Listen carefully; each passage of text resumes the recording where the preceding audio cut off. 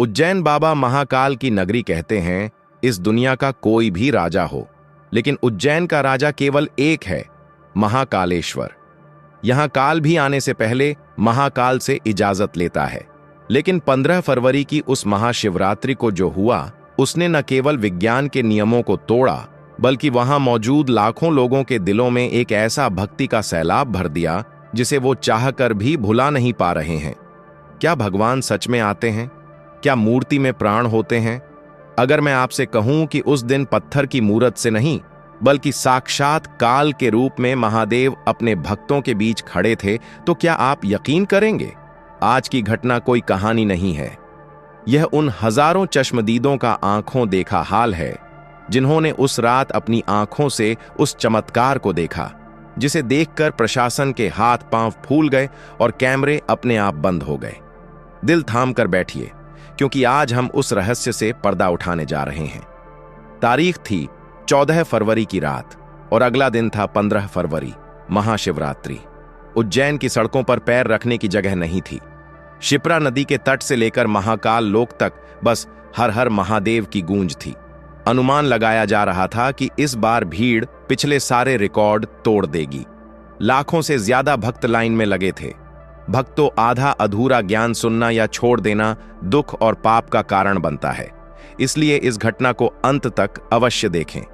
अगर आप भी महाकाल के सच्चे भक्त हैं तो इस वीडियो को लाइक करके चैनल को सब्सक्राइब जरूर करें और कमेंट में जय महाकाल, हर हर महादेव जरूर लिखें। तो चलिए बिना किसी विलंब के शुरू करते हैं। घटना शुरू होती है रघुवेंद्र से, जो दिल्ली का एक पत्रकार था। रघुवेंद्र भगवान में मानता तो था, लेकिन चमत्कारों में नहीं। उसका मकसद था भीड़ को कवर करना और यह दिखाना कि कैसे लोग अंधविश्वास में घंटों खड़े रहते हैं। रघुवेंद्र अपनी डायरी में लिखता है, रात के 2 बज रहे हैं, ठंड कड़ाकेदार है, लेकिन लाइन 4 किलोमीटर लंबी है। लोगों की आंखों में नींद नहीं, एक अजीब सी दीवानगी है। मुझे समझ नहीं आ रहा कि ये लोग किस शक्ति के इंतजार में हैं। क्या इन्हें वाकई लगता है कि गर्भगृह में बैठा पत्थर इनसे बात करेगा? रघुवेंद्र को नहीं पता था कि अगले 4 घंटों में उसके जीवन की सारी लॉजिक, सारा विज्ञान धराशायी होने वाला था। भीड़ का दबाव बढ़ता जा रहा था। बैरिकेड्स पर पुलिस का पसीना छूट रहा था। नंदी हॉल खचाखच भरा था और जैसे जैसे भस्म आरती का समय नजदीक आ रहा था, सुबह के 4 बजे मंदिर के वातावरण में एक अजीब सा भारीपन महसूस होने लगा था। हवा रुक गई थी। समय सुबह के 3:45। गर्भगृह के द्वार खुलने वाले थे। पुजारियों का दल तैयारी कर रहा था। तभी सबसे पहला संकेत मिला। मंदिर परिसर में लगे बड़े बड़े सीसीटीवी कैमरों की स्क्रीन अचानक झिलमिलाने लगी। कंट्रोल रूम में बैठे इंस्पेक्टर पाटिल ने इसे तकनीकी खराबी समझा और अपने जूनियर को चिल्लाया, अरे ये स्क्रीन क्यों ब्लिंक कर रही है, चेक करो। लेकिन ये सिर्फ कैमरों की बात नहीं थी। लाइन में खड़े भक्तों को भी कुछ महसूस हो रहा था। एक चश्मदीद 65 साल की अम्मा जो बिहार से आई थीं, उन्होंने बाद में बताया, बेटा, अचानक ऐसा लगा जैसे हवा से ऑक्सीजन खींच ली गई हो। सांस लेना भारी हो रहा था, लेकिन घुटन नहीं थी, वो एक खुशबू थी। ऐसी खुशबू जो न धूप की थी, न अगरबत्ती की और न ही फूलों की। वो खुशबू राख भस्म की थी, ताजी जलती हुई राख की खुशबू। कुत्ते जो मंदिर के बाहर अक्सर सोए रहते थे, वो अचानक खड़े होकर आकाश की तरफ देखकर करुण क्रंदन रोने की आवाज करने लगे, मानो वो कुछ ऐसा देख रहे थे जो इंसान की आंखें नहीं देख पा रही थीं। रघुवेंद्र, जो अभी भी लाइन में खड़ा अपना कैमरा सेट कर रहा था, उसने देखा कि उसके कैमरे की बैटरी, जो फुल चार्ज थी, अचानक 0% पर आ गई। उसने अपना फोन निकाला, वो भी डेड। आसपास के कई लोगों के स्मार्टफोन एक साथ बंद हो गए। क्या यह कोई इलेक्ट्रोमैग्नेटिक वेव थी या कोई ऐसी ऊर्जा जो मंदिर के केंद्र से जाग रही थी? सुबह के 4 बजे भस्म आरती शुरू हुई। नंदी हॉल में बैठे हजारों भक्त जय महाकाल के नारे लगा रहे थे। पुजारियों ने चिता की राख को शिवलिंग पर चढ़ाना शुरू किया। डमरू और शंख की आवाज से पूरा मंदिर गूंज रहा था। और तभी ठीक 4:12 पर वह हुआ जिसका जिक्र किसी पुराण में तो है, लेकिन कलयुग में देखने की हिम्मत किसी में नहीं। अचानक मंदिर के गर्भगृह के अंदर जल रहे सारे दिए एक साथ तेजी से जलने लगे। हजारों वॉट की इलेक्ट्रिक लाइट्स फ्यूज हो गईं। पूरा मंदिर जो रोशनी से जगमगा रहा था, 1 सेकंड के अंदर घुप अंधेरे में डूब गया। भीड़ में भगदड़ मच सकती थी, लोग चिल्ला सकते थे, लेकिन कोई नहीं चिल्लाया। एक ऐसी खामोशी छा गई जिसे मृत्यु की शांति कहते हैं। लाखों लोग मंदिर परिसर में थे, लेकिन सुई गिरने की आवाज भी सुनाई दे सकती थी। रघुवेंद्र ने अपने वॉइस रिकॉर्डर, जो बैटरी से चलता था और अभी भी किसी तरह चल रहा था, में फुसफुसाते हुए रिकॉर्ड किया, "ये अंधेरा सामान्य नहीं है। मेरी आंखों के सामने गर्भगृह के अंदर शिवलिंग के पास एक नीली रोशनी उभर रही है। मुझे डर लग रहा है, बहुत डर लग रहा है।"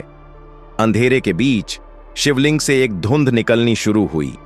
यह धुंध अगरबत्ती के धुएं जैसी नहीं थी, यह गाढ़ी थी और इसमें से बिजली जैसी चिंगारियां निकल रही थीं। जो लोग नंदी हॉल के सबसे करीब थे, उन्होंने देखा कि वह धुंध एक आकार ले रही है। पहले एक जटा, फिर एक विशाल चौड़ा सीना और फिर एक तीसरी आंख जैसी चमक। यह कोई होलोग्राम नहीं था, यह कोई लेजर शो नहीं था। वहां मौजूद हजारों लोगों के शरीर का तापमान अचानक गिर गया। पसीने छूट रहे थे, लेकिन शरीर बर्फ जैसा ठंडा पड़ गया था।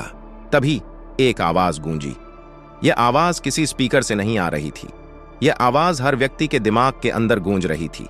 एक गहरा नाद। ओम रघुवेंद्र, जो एक नास्तिक जैसा था, वह वहीं जमीन पर घुटनों के बल गिर पड़ा। उसका पूरा शरीर कांप रहा था। उसने देखा कि गर्भगृह के अंदर उस नीली रोशनी के बीच एक 10 फुट लंबी आकृति खड़ी थी। उसका चेहरा साफ नहीं था, वह आकृति स्थिर नहीं थी, वह तांडव की मुद्रा में नहीं बल्कि ध्यान की मुद्रा में थी। लेकिन उस ध्यान में भी इतना तेज था कि लोगों को अपनी आंखें बंद करनी पड़ी। एक पुजारी जो वर्षों से महाकाल की सेवा कर रहे थे, वे कांपते हुए हाथों से वहीं बैठ गए और वो खुशी से रो रहे थे।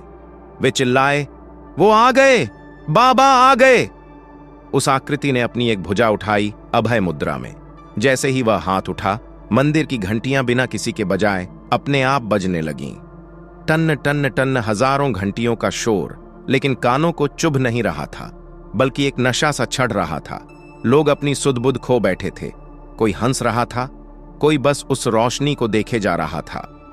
रघुवेंद्र ने महसूस किया कि उसके जीवन के सारे पाप, सारी चिंताएं, सारी होशियारी उस एक पल में झलकर राख हो गई। यह मंजर करीब 3 मिनट तक चला। 3 मिनट जो 3 युगों जैसे लगे। पूरा उज्जैन शहर एक पल के लिए दिन की तरह चमक उठा और फिर सब सामान्य हो गया। बिजली वापस आ गई, दिए जल उठे, बिना किसी के जलाए कैमरों ने फिर से काम करना शुरू कर दिया। लेकिन गर्भगृह में अब केवल शिवलिंग था। वह आकृति जा चुकी थी। किसी को समझ नहीं आ रहा था कि रिपोर्ट में क्या लिखें कि भगवान आए थे। कौन विश्वास करेगा? रघुवेंद्र होश में आया तो उसने देखा कि उसका कैमरा अब चल रहा है। उसने तुरंत रिकॉर्डिंग चेक की और यही इस घटना का सबसे खौफनाक हिस्सा है। रघुवेंद्र के कैमरे में और मंदिर के सीसीटीवी में केवल झिलमिलाहट रिकॉर्ड हुआ था। कोई वीडियो नहीं, कोई ऑडियो नहीं, बस एक खाली सफेद स्क्रीन। लेकिन राघव जानता था उसने क्या देखा। वहां मौजूद लाखों लोग जानते थे उन्होंने क्या महसूस किया। बाहर निकलते ही एक अजीब सा कोहराम मच गया। लोग एक दूसरे से पूछ रहे थे, "क्या तुमने भी देखा? क्या वो सच था?" रघुवेंद्र अब पत्रकारिता छोड़ चुका है। वह अब उज्जैन में ही रहता है, महाकाल की भक्ति में। जब कोई उससे उस रात के बारे में पूछता है तो वह बस मुस्कुरा देता है और कहता है, "कुछ सच देखने के लिए नहीं, महसूस करने के लिए होते हैं।" 15 फरवरी की उस महाशिवरात्रि को उज्जैन में जन सैलाब सिर्फ दर्शन करने नहीं आया था, बल्कि दर्शन देने स्वयं महादेव आए थे। विज्ञान इसे नहीं मानेगा, तर्क इसे खारिज कर देगा, लेकिन जिनके रोंगटे उस रात खड़े हुए थे, जिनका पसीना उस ठंडी रात में भी छूटा था, वो जानते हैं कि महाकाल कालों के काल हैं।